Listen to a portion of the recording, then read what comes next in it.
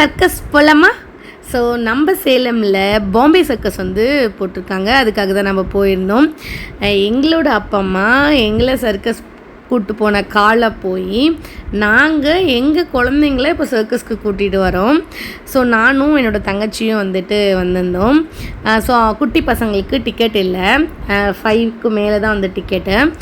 So வந்து பார்த்திங்கன்னா மொத்தம் 3 ரேஞ்ச் ஆஃப் டிக்கெட், 150, 250, 350. 150னா கொஞ்சம் லாஸ்ட் ரோ, 250னா ஒரு சென்டர் ரோ, 350னா ஃப்ரண்ட் ரோ. ஸோ உள்ள என்ட்ரன்ஸ் ஆனோன்னு பார்த்திங்கன்னா இந்த மாதிரி பாம்பே சர்க்கஸோட ஹிஸ்ட்ரி வந்து டிஸ்பிளே பண்ணியிருந்தாங்க. இந்த மாதிரியான கூடாரத்தில் தான் வந்து வச்சுருப்பாங்க. ஸோ நல்லா நீங்கள் ஃபேன் பக்கமாக போய் உட்காந்துக்கோங்க, அப்போ தான் காற்று நல்லா இருக்கும். அப்பப்போ சோர்ஸ் டைமில் இந்த விளக்கு அந்த மாதிரியான டைம்லலாம் ஃபேனை ஆஃப் பண்ணுவாங்க.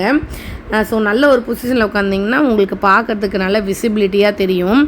எல்லா விதமான கலைஞர்களும் வந்து தங்களோட திறமைகளை வந்து வெளிக்காட்டிகிட்டு இருந்தாங்க. ஜோக்கர்ஸ், அதுக்கப்புறம் ஜிம்னாஸ்டிக்ஸ், ஸ்கேட்டிங்னு நிறைய ஷோஸ் வந்து இருந்தது. கிட்டத்தட்ட வந்துட்டு ஒரு படம் பார்க்குற மாதிரி 2.5 மணி நேரம் நம்மளை நல்லா என்கேஜ்டாகவே வச்சுருக்காங்க.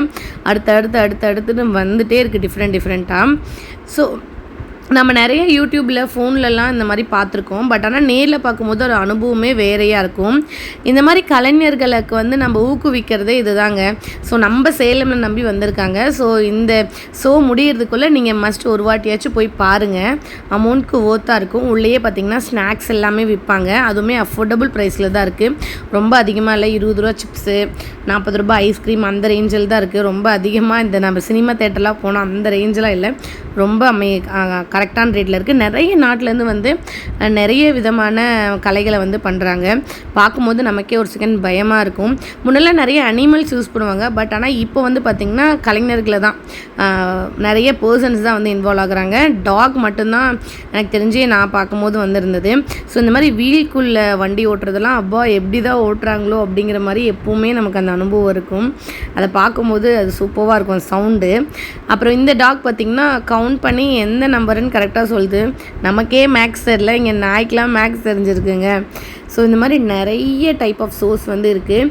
ஸோ நீங்கள் வந்து பாம்பே சர்க்கஸ் போகணும் அப்படின்னா வீக் டேஸில் போனீங்கன்னா 3 ஷோ போடுறாங்க. வீக்கெண்டில் பார்த்தீங்கன்னா 3 ஷோ, வீக் டேஸில் வந்து 2 ஷோ போடுறாங்க. ஸோ நாங்கள் வந்து ஈவினிங் ஷோ தான் போயிருந்தோம்.